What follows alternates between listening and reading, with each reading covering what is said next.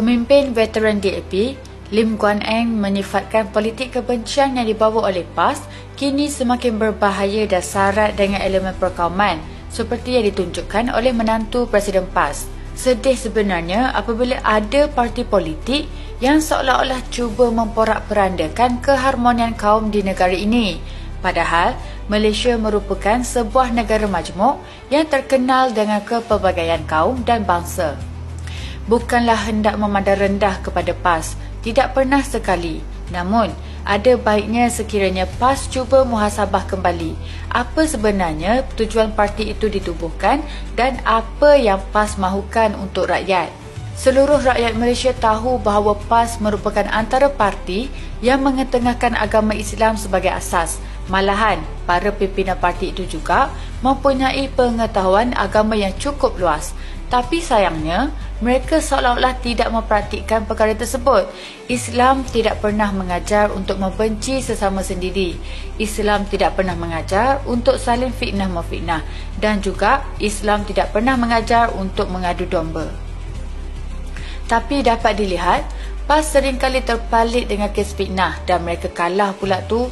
Malahan dikehendaki pula untuk bayar saman fitnah tersebut. Bukannya sedikit, malahan mencecah berpuluh ribu. Antaranya yang paling viral di media sosial apabila ahli Parlimen Kepala Batas Siti Mastura Muhammad dirinya secara terang-terangan memfitnah ketiga-tiga pimpinan DAP dengan menyangkut pautkan mereka dengan cimpeng.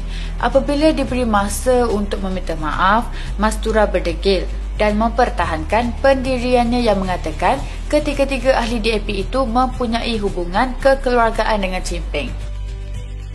Lim Kuan Yew, Lim Kit Siang, cimpeng, sepupu. Nampak tak susu galur dia? Malahan, ahli PAS boleh pula sama-sama derma untuk membayar saman fitnah itu. Perkara ini seolah-olah menggalakkan lagi ahli politik parti itu membuat kesalahan yang sama. Kemudian, ucapan perkauman yang diucapkan oleh Razman Zakaria. Dan kita memohon kepada semua yang makanya macam ini, kulitnya macam ini, darahnya macam kita semua.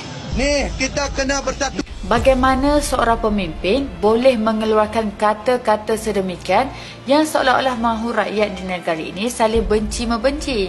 Padahal dapat dilihat rakyat di media sosial sangat rapat dan boleh bergurau senda. Negara ini cukup banyak parti politik dan setiap parti mestilah ada sejarah masing-masing. Namun seeloknya hentikanlah politik kebencian. Cuba bangkitkan isu yang sebenar daripada markah politik perkauman.